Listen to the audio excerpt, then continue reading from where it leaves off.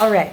So, hello everyone, good day, and welcome to another presentation about Rizal's life.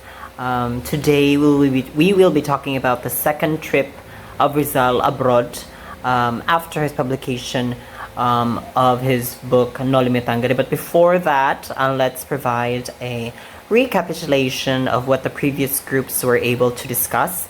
Rizal was it has been discussed that Rizal's specialization in his medicine was towards the eyes because he wanted to help his mother's eyesight. The previous groups were also able to discuss his journey and his travels around Europe and how he met other gentlemen, other noblemen who were rich and smart and also traveling around in Europe, who he was good friends with. And it has also been discussed, that was before he created Noli Me Tangere, but it was also discussed during what happened during his creation of the book Touch Me Not. Touch Me Not. And then it has also been discussed. It has been started to be discussed how the aftermath of Rizal affected him greatly, as he could not stay in the Philippines in such a position wherein he could be considered safe. So today we will be talking about what happened, what was the aftermath of Rizal publishing his book Noli Me Tangere in the Philippines, and what he had to do to save himself, to prevent something from happening sooner than expected. So, first, after staying in Calamba for 6 months, Rizal was forced to leave the Philippines again. A few weeks after his return to Calamba, a storm broke over the publication of the Noli Me Tangere. His life was in jeopardy because of his enemies, and they were numerous, especially the friars, where the object of some Rizal's attacks were in his book. Yes, so that was the effect of his publication of Noli Me Tangere. The people were not pleased, especially the friars, because he spoke his truth, the truth that he could see in his book, and now more people are being aware of what is actually happening in the Philippines. And that's why the people are angry, because if it were not true, they would not have a serious reaction towards his book. But connecting the dots, they made significant connections wherein this play is about us. So they were mad. And with that effect, Governor General Emilio Terrero, the man on the left with the lovely mustache, he, a liberal-minded executive, asked Rizal for a copy of Noli, which has already become very scarce. Rizal was able to secure a copy of the Noli from one of the Jesuit professors at the Ateneo. Terrero read it and found nothing wrong with the novel. Just the same, Governor Terrero assigned a bodyguard to Rizal in order to protect him from his enemies. He was Lieutenant Jose Taviel de Andrade, a young Spanish lieutenant of the civil guard and a man of culture. Lieutenant Andrade belonged to a noble family. He knew painting and could speak English and French. So, yes, so with that in mind, during this time, Noli Me Tangere was a smash hit. Therefore, there were not as much copies available, or there were no longer copies available because the friars were limiting the access to people because of what was being said in that book.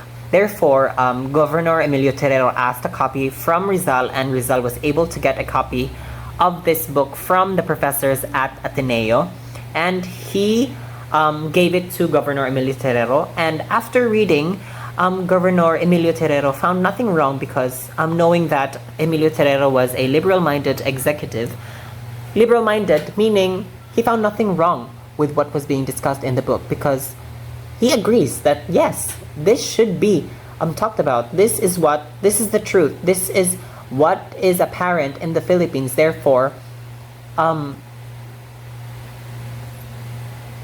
there's nothing wrong with it. Therefore, it should be propagated and shared amongst people. Therefore, to protect Rizal for his safety, he assigned Lieutenant Jose Taviel de Andrade as a personal bodyguard. That gentleman on the right there with a big head, I couldn't find a picture where his face was proportionate to his body, but that will serve for the visual learners. So yes, that is Lieutenant Jose Taviel de Andrade, and he protected Jose Rizal in his travels abroad because he was no longer safe in the Philippines. The Jesuit priests of Ateneo welcomed Rizal. They had a discussion about his book, and Father Frederick Faura made him a prophetic mark. Indeed, Rizal lost his head when he was executed by firing squad on December 13, 1986, at the fields of Bagumbayan, which is now known as El Rizal Park of Manila. And yes, Rizal found refuge with the Jesuit priests of Ateneo, and we're glad to welcome him alone. They had a lively discussion about Noli, and Father Frederick Faura discussed that Rizal lost his mind, but he was speaking facts. And yes, that did cause him his death on December 13, 1986 at the fields of Bagumbayan, now known as Rizal Park, famously known for the hotel now visible at the background of that the tourist attraction. But yes, Rizal made enemies, but he also found friends in which they were able to protect him and confide in him, because they agreed that the truth should be outed about the Philippines, and it should be discussed. Therefore, he was able to be protected at this time and gain protection after the publication of the book Touch Me Not. So, to recap my part, Rizal was not able to stay in the Philippines for long, therefore he had to leave. And with this, he needed protection. He needed protection, and someone was able, who in a power of position, was able to provide that. Governor Emilio Terrero, after reading his book and found nothing wrong with it, and he agreed what was being said in his book, and he assigned Lieutenant Jose Taviel de Andrade as Rizal's personal bodyguard. And amongst those who confided in Rizal were the Jesuit priests of Ateneo, and yes, and they said that indeed Rizal lost his head when he was executed by firing squad on December 30, 1986 at the fields of Bagumbayan, now known as Rizal Park, Manila. That is it for my piece, and I will be giving the floor to the next reporter, who will talk about the rest of the travels of Rizal on his second trip abroad. Thank you very much. So, good day everyone. I'm Angelica Arim, and I am from Group 3 Reporters. And I'm going to discuss the next part of Rizal's second travel abroad. So, it was already discussed by Sir Adem, the return of Rizal, and he stay in Calamba. So during his brief return to Calamba, Jose Rizal opened a medical clinic where he successfully operated on his mother's eyes, removing a double cataract. Despite the success of the operation, he failed to visit his sweetheart, Selinor Rivera, who was residing in Camiling, Tarlac. So next part.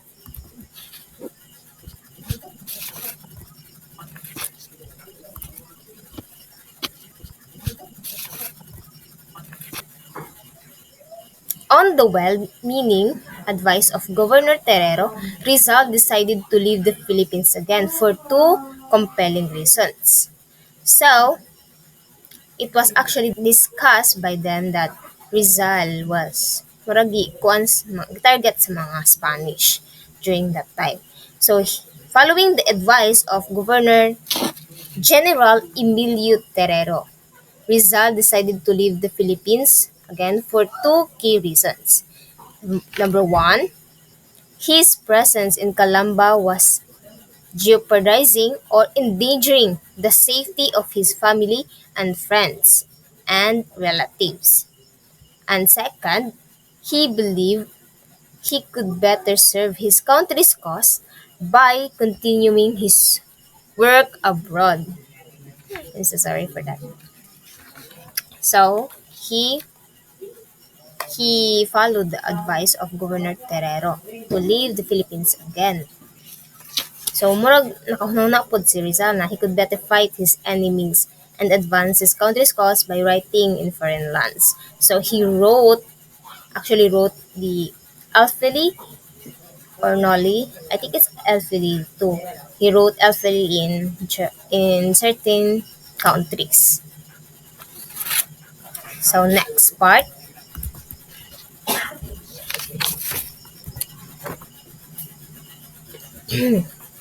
On February 3rd, 1888, Jose Rizal left Manila for Hong Kong with a brief stop in Amoy, China, before proceeding to the Crown Colony of Hong Kong. He also made a short visit to nearby Macau, a Portuguese colony during that time. His stay in Hong Kong and Macau marked a period of reflection and transition for Rizal. So next, after Hong Kong, on the morning of Tuesday, February 28, 1888, Rizal arrived in Yokohama, Japan and proceeded to Tokyo the next day, where he spent a memorable month.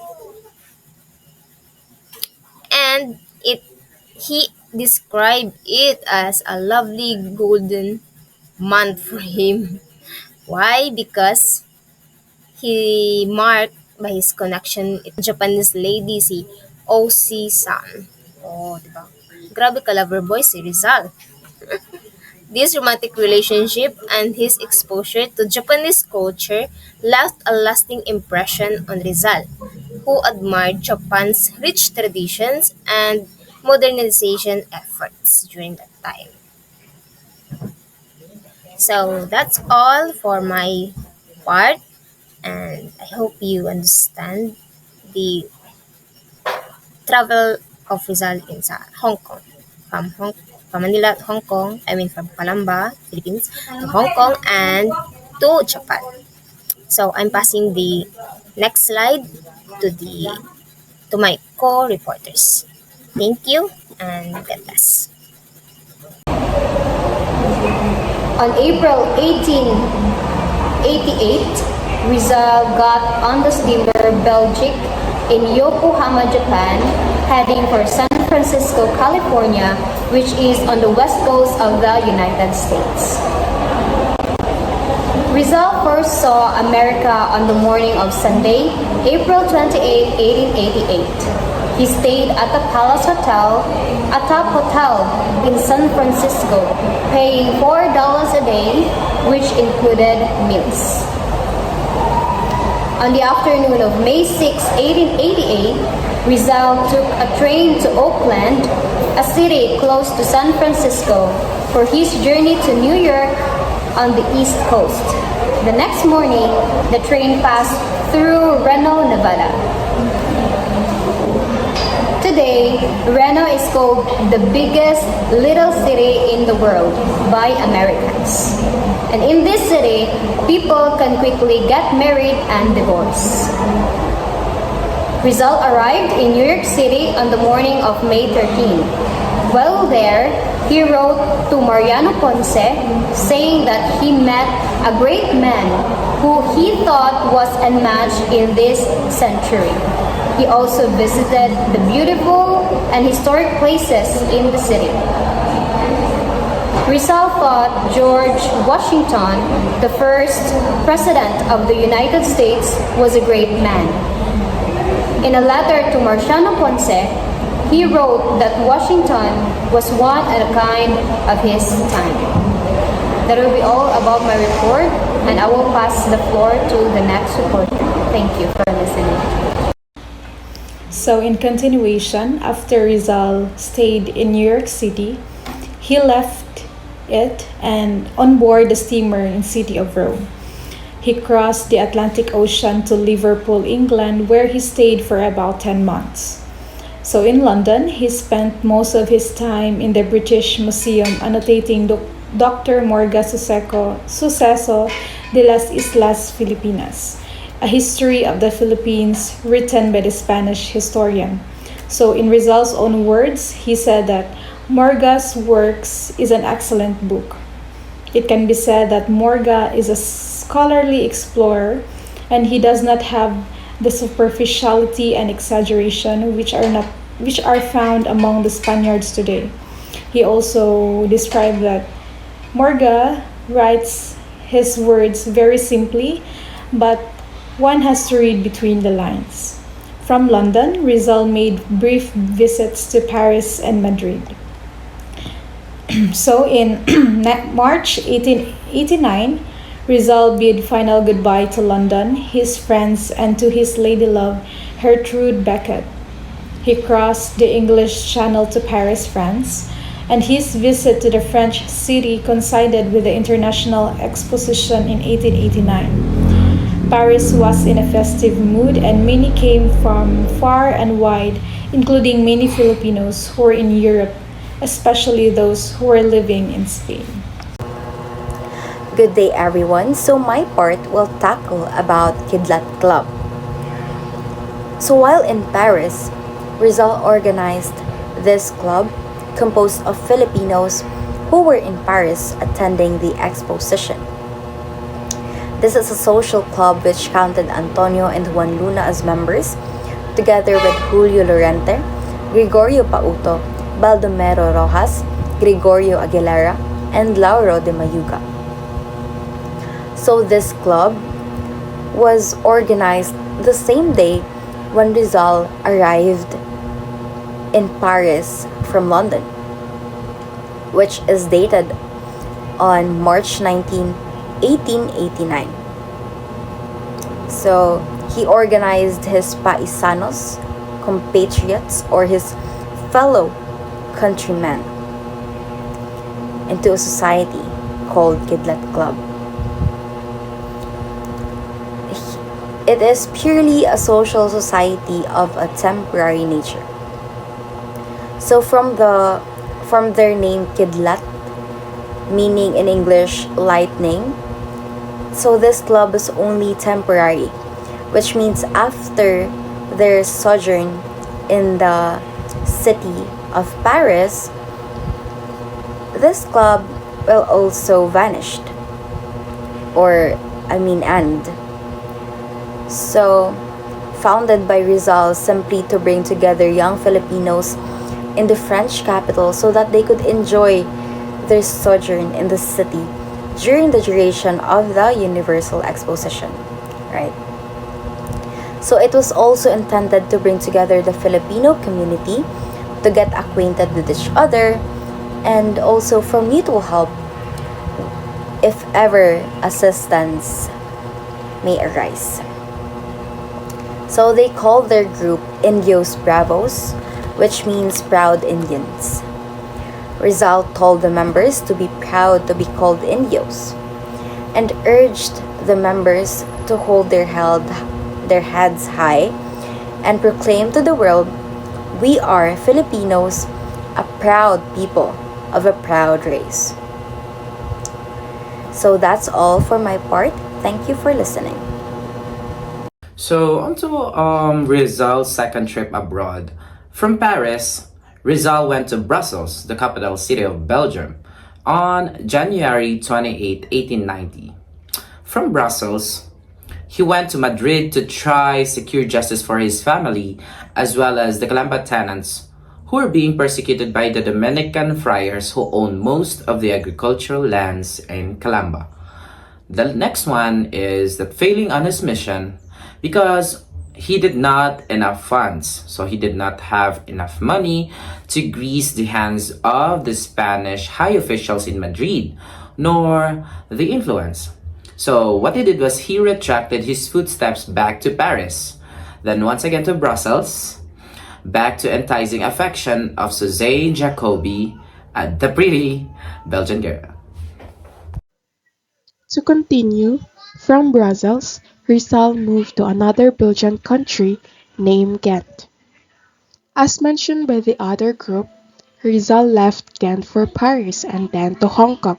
In Ghent, Rizal published his second novel, El Filibusterismo. He decided to publish it there because printing was much cheaper than in Brussels.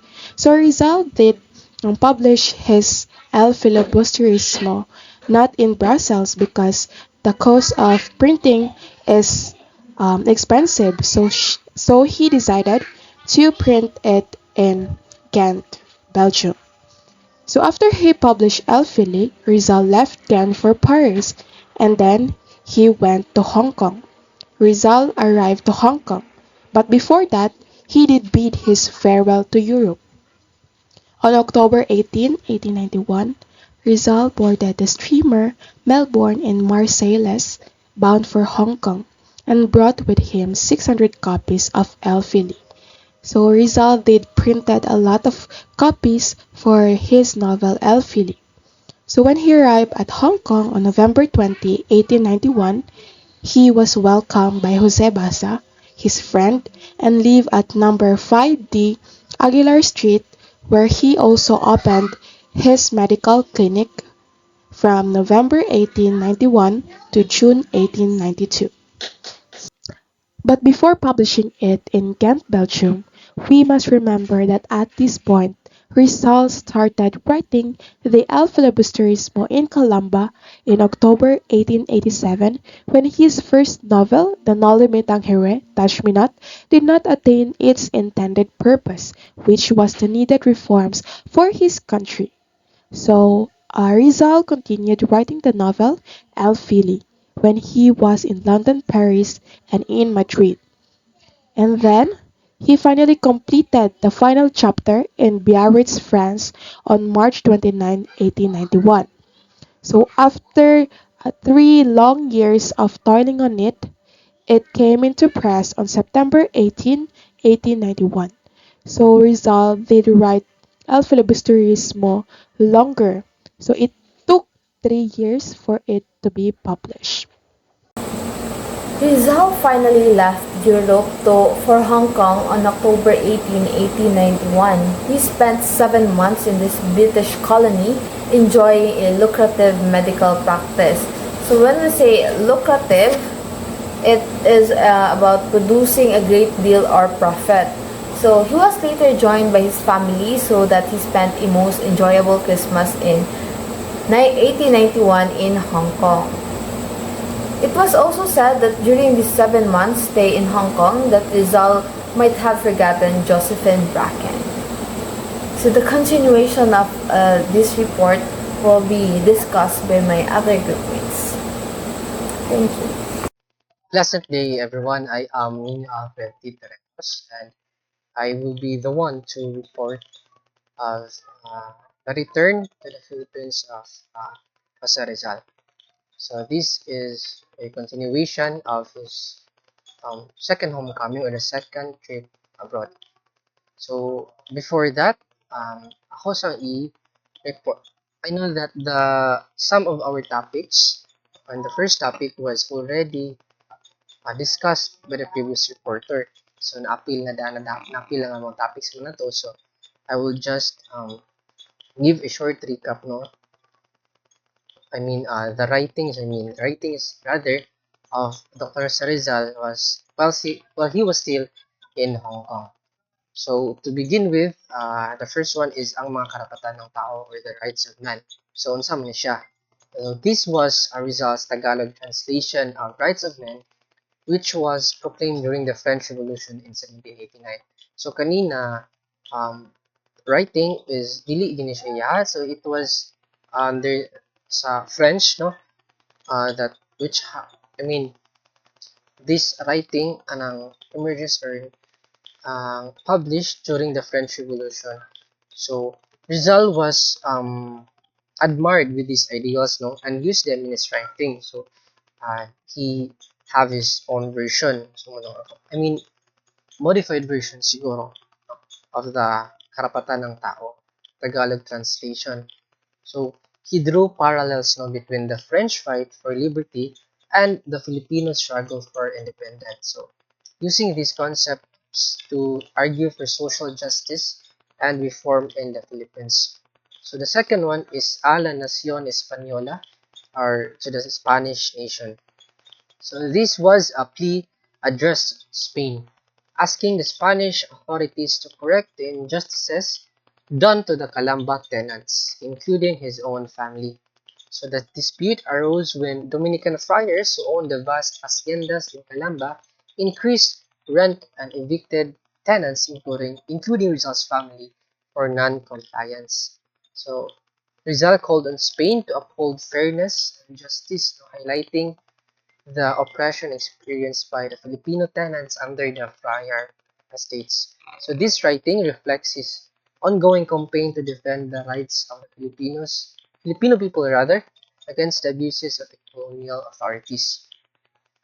The third one is sa mga kababayan, to my countrymen.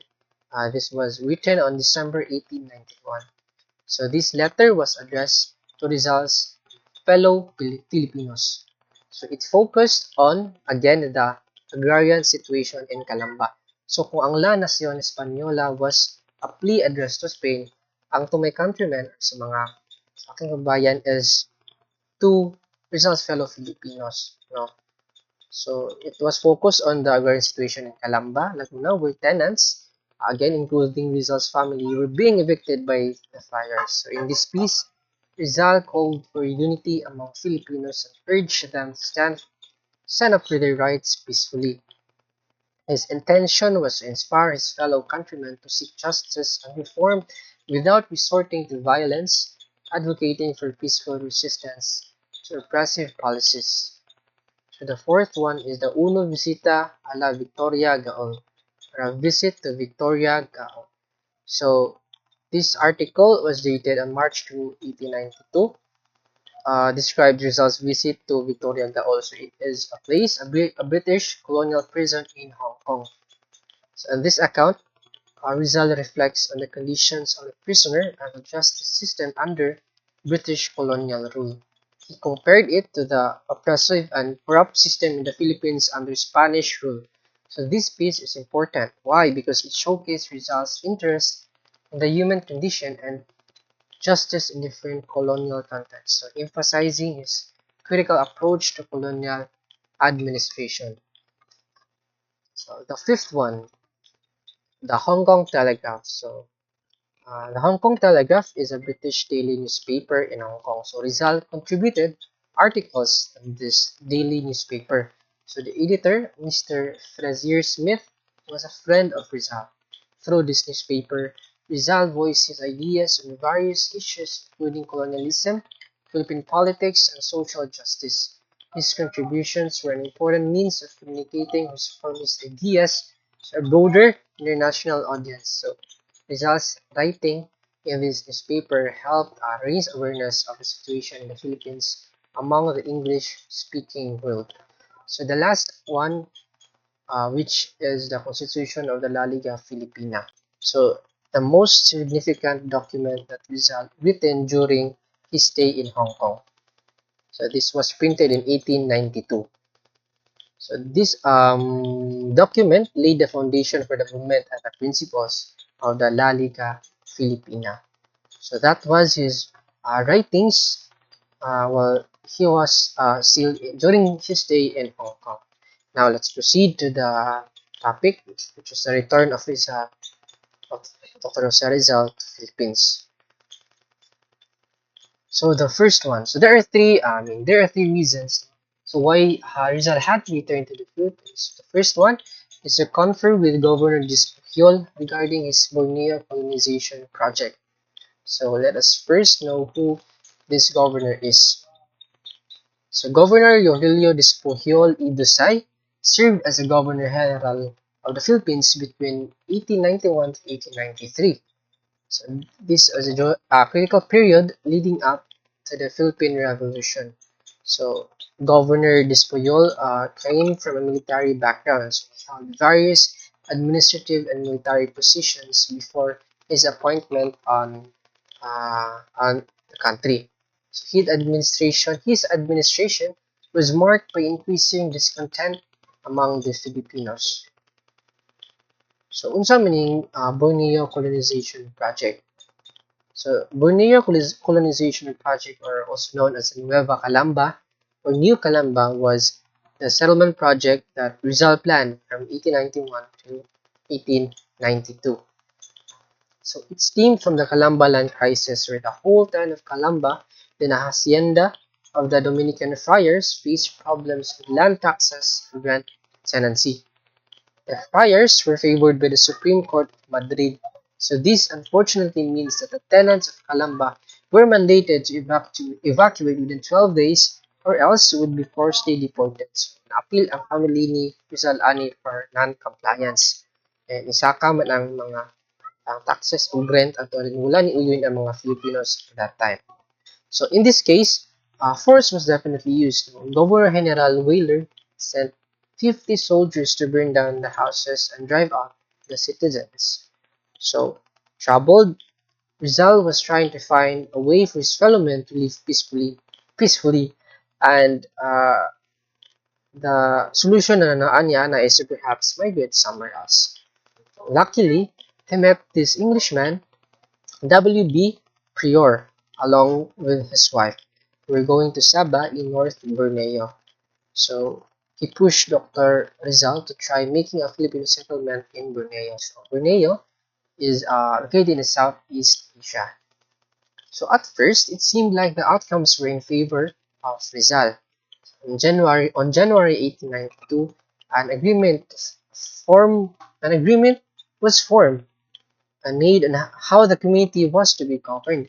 So the Britain North Borneo Chartered Company offered permanent settlement and lease of lands, at least, if I'm not mistaken, that was 1,000 acres for 999 years. So the community was to be self-governed with their own laws. The acting secretary of the British government, Mr. Cook, entered negotiations with Rizal and was received by the governor as well of the Borneo on April 6, 1892.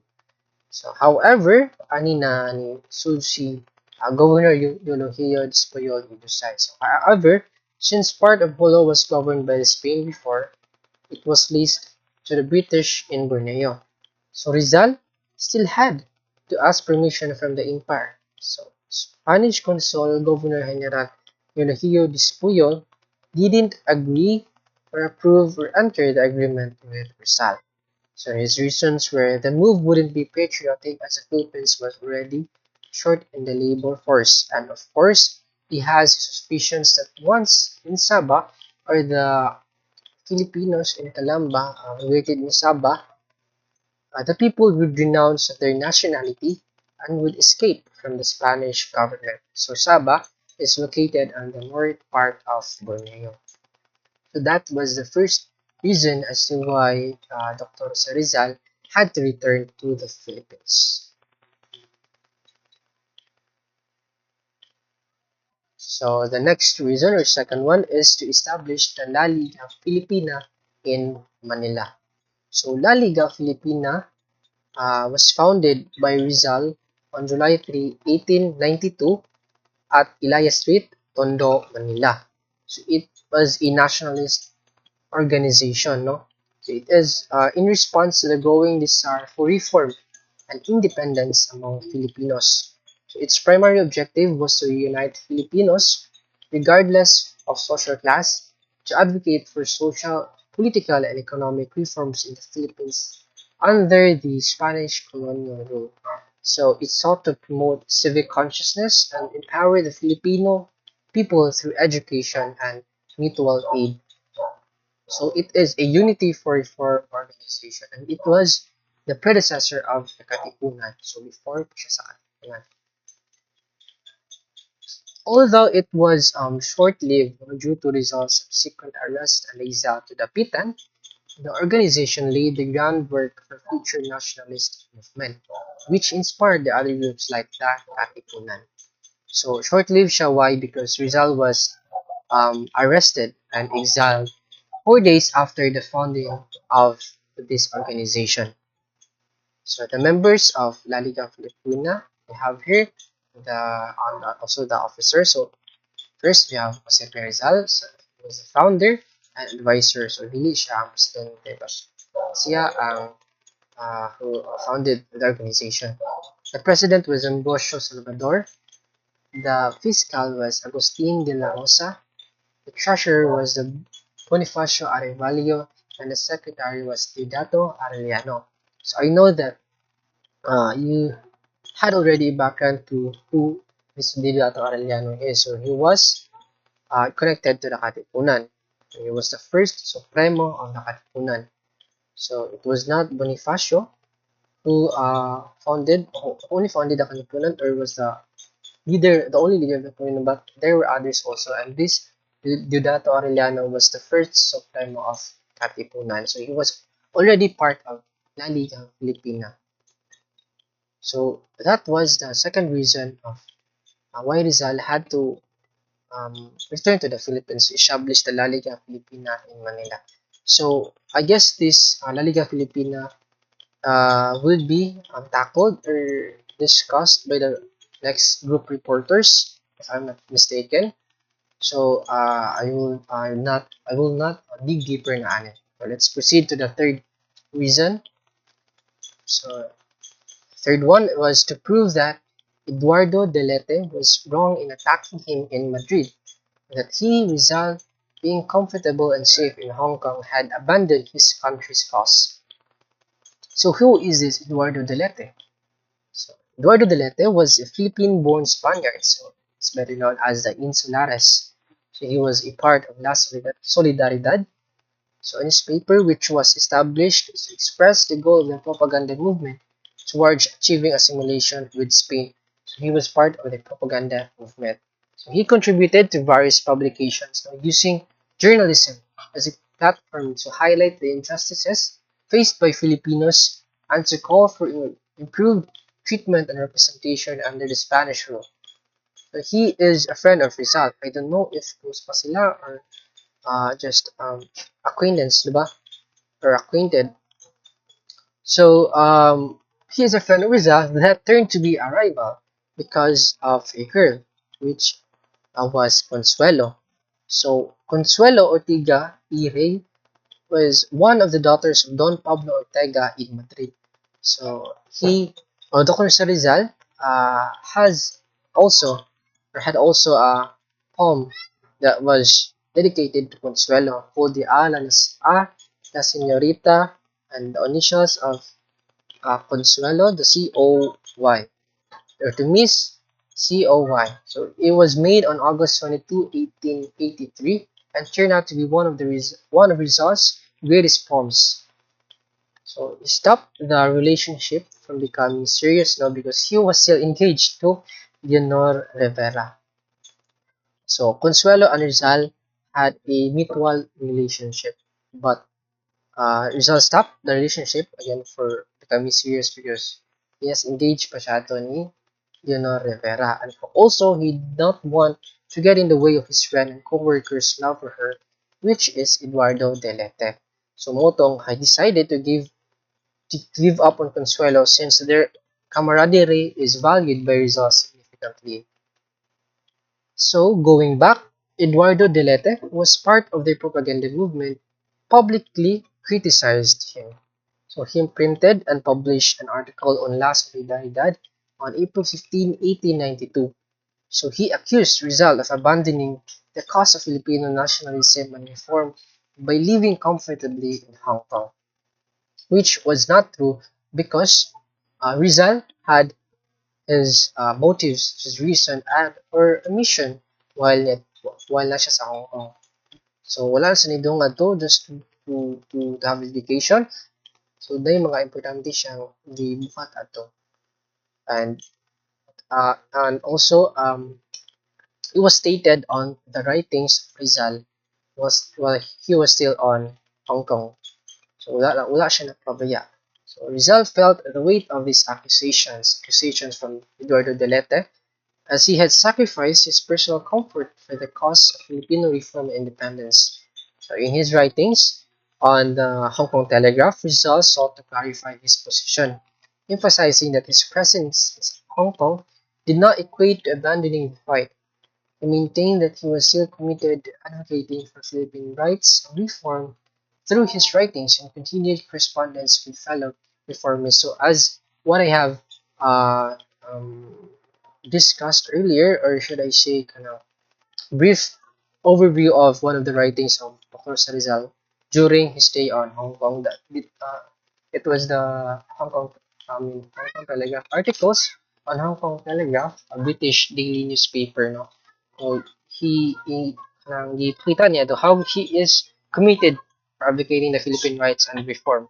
So in the Hong Kong Telegraph, na yung mga um, article center or works niya to know which was to help raise awareness of the situation in the Philippines among the English-speaking world. So the accusation of Eduardo Delete was all wrong, and to prove that, muna ni uli siya ni sa Philippines. So that was the third reason why Rizal had to return to the Philippines. So moving forward, have this short account at his arrival in Manila. So, at noon of June 26, 1892, Rizal and his widowed sister Lucia, the wife of the late Mariano Herbosa, arrived in Manila.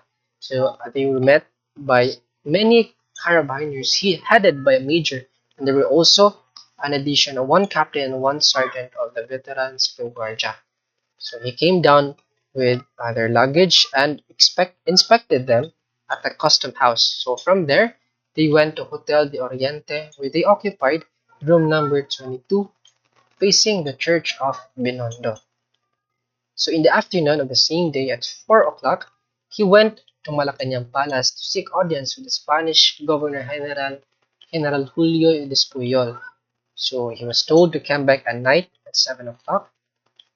Promptly at 7 p.m., he returned to Malacanang and was able to confer with Governor General Despuyol about a pardon to his father, which the general agreed, but not the rest of his family, and told him to return on Wednesday. So this discussion with him, with Governor Despuyol, was not about the Borneo colonization project. So dili ra motoy giistoryaan Manila, no, so napoy ka ng mga i-converse si Dr. Rizal, no, before that. So that was so they had that discussion, so at Wednesday, I guess, if I'm not mistaken. That was on Wednesday, and then yes, Governor Dispoyo at least didn't agree with that, to have the Borneo colonization project, as what I have discussed earlier. So going back now, after his brief interview with the Governor General, he visited his sisters in the city. So the first was Narcisa, the wife of Antonio Lopez, and later was Nene or Saturnina, the wife of Manuel P. Hidalgo.